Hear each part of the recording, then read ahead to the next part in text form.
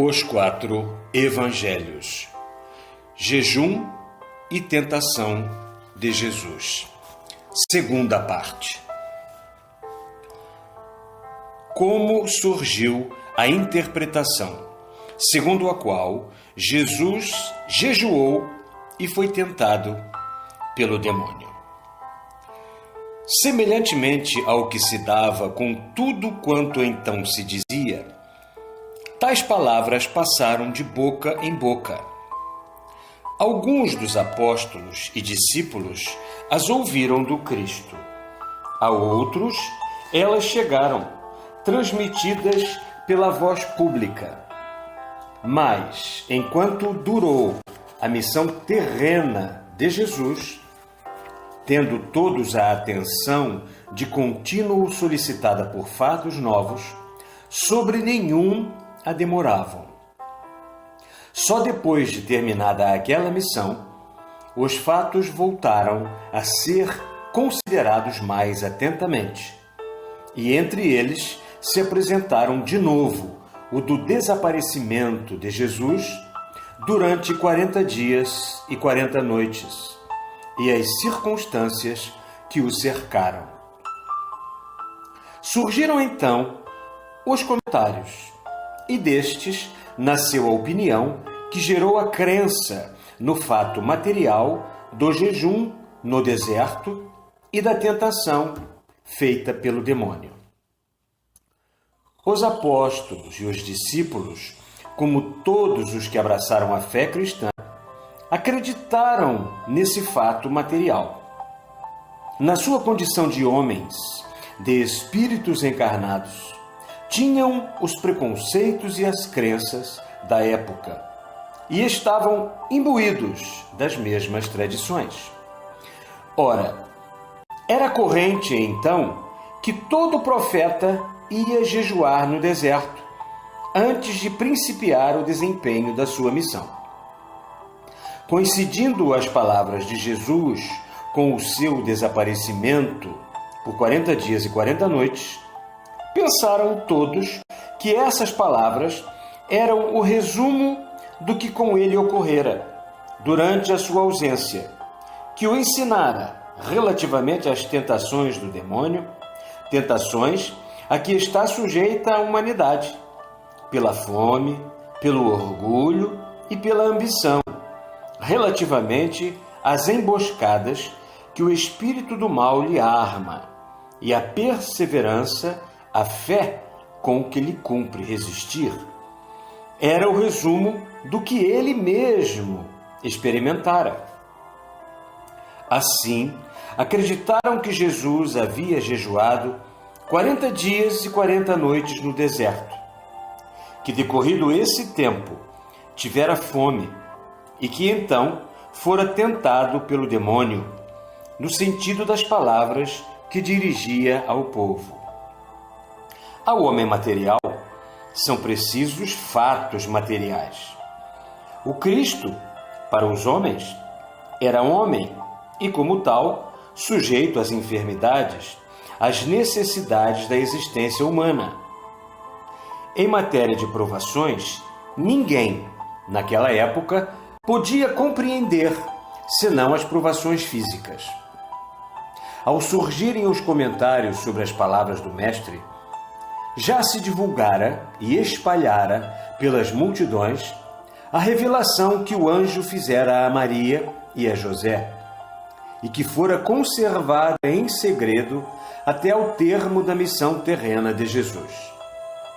Diante da revelação da sua origem, tida em geral, segundo a letra por miraculosa, divina, dada a qualidade que a mesma revelação lhe atribui de Filho de Deus, diante da sua vida de perfeita pureza e dos milagres que realizara, da sua ressurreição e da sua ascensão, difundiu-se a crença na sua divindade.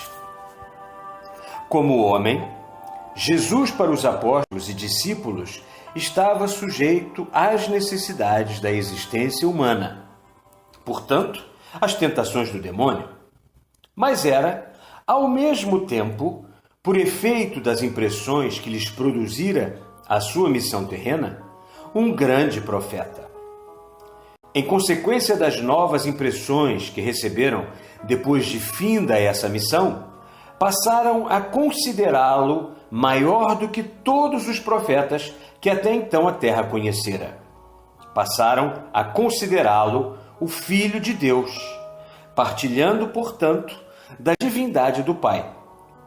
Suscetível de ser tentado, fora-o, pensavam todos, e triunfara. Origem da ideia de um diálogo entre Jesus e o demônio. Se considerarem o que não passara de um ensinamento como sendo o resumo do que sucedera durante a ausência de Jesus entre ele e o demônio, como sendo a súmula de fatos materiais e reais de que o mestre participara, veio a ideia de um diálogo que devera ser travado entre os dois. Se é certo que das palavras de que usou Jesus se apagara a lembrança na memória dos homens, certo é também que o pensamento, a substância do ensino dado, se haviam conservado. Para reconstituírem o diálogo de acordo com esse pensamento, com o objetivo da lição, os apóstolos e discípulos recorreram às Escrituras.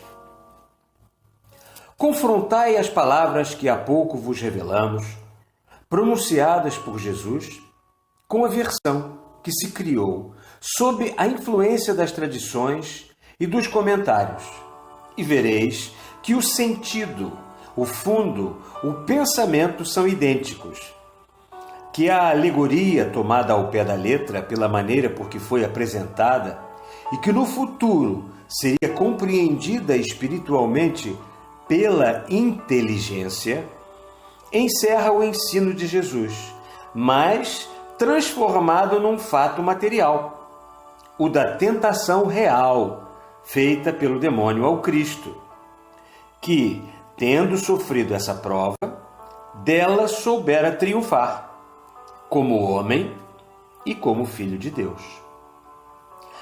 A transportação de Jesus para o cume de uma alta montanha, depois para o pináculo do Templo de Jerusalém e a fome que lhe atribuíram, foram a consequência dos comentários.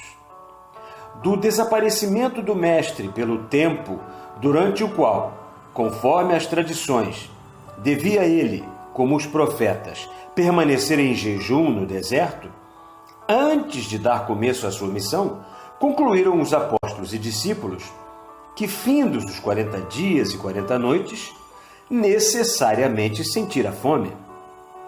Tanto mais quando coincidiam com a sua ausência as palavras que dirigiu ao povo, no mesmo momento em que reaparecera. Donde nasceu a ideia de ter sido Jesus transportado pelo demônio a uma montanha e ao pináculo do templo. Aplicando materialmente a Jesus estas palavras, calcularam os apóstolos e discípulos que forçosamente o demônio o transportara a 2 lugares elevados. A um, para lhe mostrar todos os reinos da terra, e a outro para, colocando-o no fastígio das grandezas humanas, lhe dizer que se precipitasse no espaço, que se atirasse dali embaixo. Não percais de vista a ignorância e a ingenuidade dos homens daquela época, dos espíritos encarnados que se entregavam a tais comentários, relativamente às coisas terrenas. O cume de um alto monte e o pináculo do Templo de Jerusalém foram os lugares mais próximos que acudiram à ideia dos apóstolos e discípulos, que não compreendiam pudesse haver outros. Para eles, o cume de um monte elevado era o único lugar onde o demônio pudera ter transportado e transportar a Jesus, a fim de conseguir mostrar-lhe todos os reinos da terra. Quando atribuíam sentido material às palavras do Mestre, relativas ao fastígio das grandezas humanas, ao qual o demônio o elevara para lhe dizer: atira-te daqui embaixo, não temas a queda, porque serás amparado, o único lugar que se lhes afigurava ser materialmente o ponto culminante das grandezas humanas, como elevação no espaço, era o pináculo do Templo de Jerusalém. Os crentes aceitavam os fatos do mesmo modo que hoje, como suas faculdades lhe permitiam. Os incrédulos os rejeitavam, como ainda os rejeitam, sem mais investigações. Dissemos e repetimos: não censureis que haja sido assim, porquanto a crença numa tentação material teve sua razão de ser. O que se deu devia dar-se na marcha dos acontecimentos. Tudo está previsto. Tudo sucede por efeito da lei universal, que governa o mundo no caminho do progresso, sendo o desenrolar dos fatos, bem como as interpretações humanas, acordes com o estado das inteligências e das necessidades de cada época. O homem, todavia, dispõe do livre-arbítrio, e Deus sabe que uso ele fará desse dom, porquanto o que para vós constitui o passado, o presente e o futuro, se acha sempre por toda a eternidade patente aos olhos do Senhor. Dispondo o homem do livre-arbítrio, tinha então a liberdade de escolher entre o modo de pensar acertado e a falsa, ainda que útil, maneira de apreciar as coisas. Dominavam-no, porém, as suas naturais aspirações. Assim como preferia ao de um profeta o sacrifício de um Deus, por lhe aumentar o valor próprio, também a tentação material de Jesus pelo demônio lhe reanimava a coragem e mostrava o caminho a seguir, fazendo-lhe ver que até o homem-deus estivera sujeito à tentação, fazendo-lhe ver que, embora filho de Deus, fração da divindade, mas ao mesmo tempo homem, e como tal, sujeito às contingências da humanidade, às enfermidades da existência humana, Jesus fora acessível ao demônio, sofrera pessoalmente a prova e dela soubera triunfar. Como se não fora conveniente a implantação da crença no jejum e na tentação de Jesus, Deus houvera impedido que ela se implantasse. Por quê? Porque nada ocorre sem ser pela vontade de Deus, no sentido de que se lhe aprovesse dar outra diretriz aos atos humanos, ou opor-se-lhes, bastaria querê-lo. Tal, porém, não se faz. Essa é a razão por que, vendo a seriação e as consequências de todas as coisas, Deus não obsta de antemão aos atos de nenhuma das suas criaturas. Ele não governa como um tirano. Deixa que as coisas sigam o seu curso, assegurando ao livre-arbítrio a independência, auxilia a humanidade a trilhar a senda do progresso, por meio de sucessivas revelações, sempre progressivas, e que atuam na marcha dos acontecimentos, encadeando uns aos outros, e que, apropriadas ao estado das inteligências e às necessidades de cada época, desenvolvem no presente o progresso realizado e preparam o progresso futuro. Se o quisesse, Deus certamente houvera podido, por manifestações espíritas, determinando uma influência e uma ação mediúnica sobre os apóstolos, sobre os discípulos e sobre os evangelistas, esclarecê-los acerca das falsidades da interpretação humana, que transformou o ensinamento de Jesus ao povo em fatos materiais, quais os da permanência no deserto, do jejum por 40 dias e 40 noites e da tentação praticada contra ele pelo demônio. Por que as necessidades da época exigiam tal crença?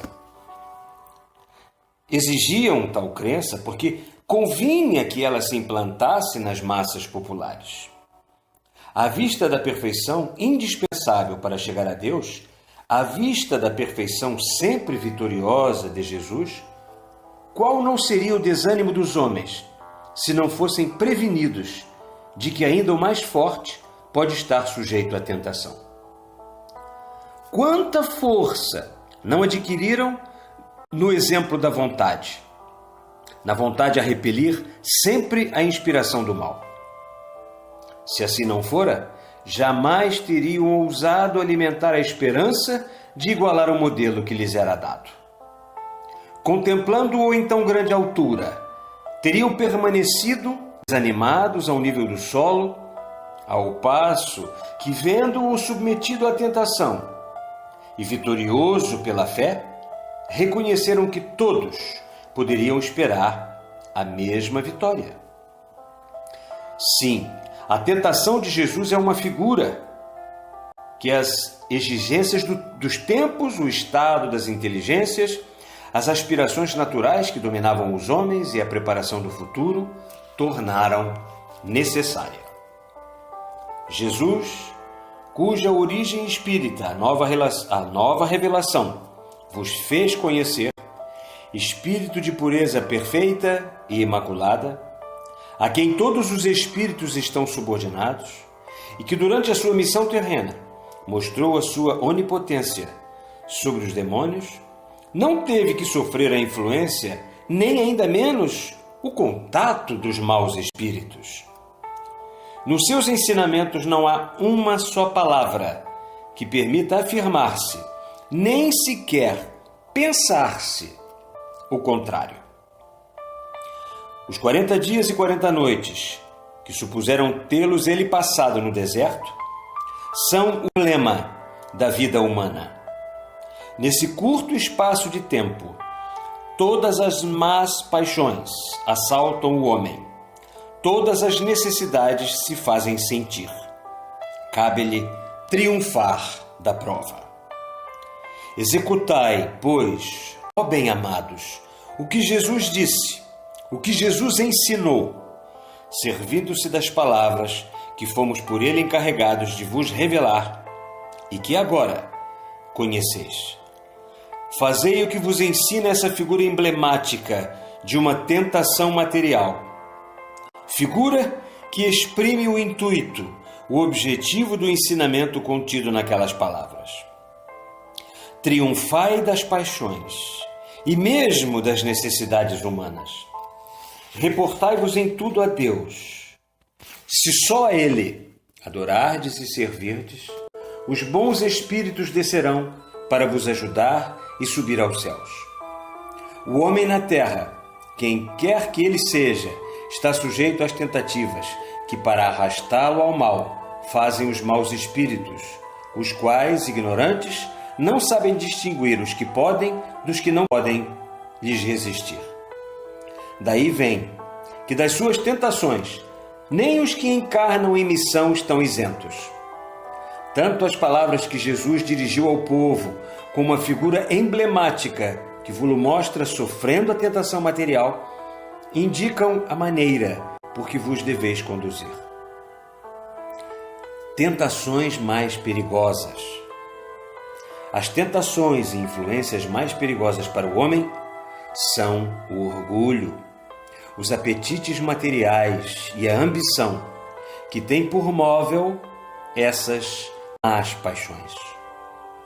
São esses os escolhos de encontro aos quais se vem desgraçadamente quebrar as a princípio melhores intenções, sobretudo daqueles a quem Deus concede a graça de encarnar para auxiliarem o progresso de seus irmãos. Sabeis, pois, repelir as tentativas dos maus espíritos e conservar-vos dignos do favor que Deus vos outorgou, enviando-vos o divino modelo, cujas pegadas deveis vos esforçar por palmilhar. Sabei vos tornar dignos do favor que ele vos concede, abrindo-vos a era da nova revelação, enviando-vos os bons espíritos com a missão de vos ampliar o discernimento, iluminar os corações e as inteligências, e que, trazendo-vos a luz e a verdade, vos vem ensinar a respeito, a gratidão e o amor que deveis ao vosso Criador.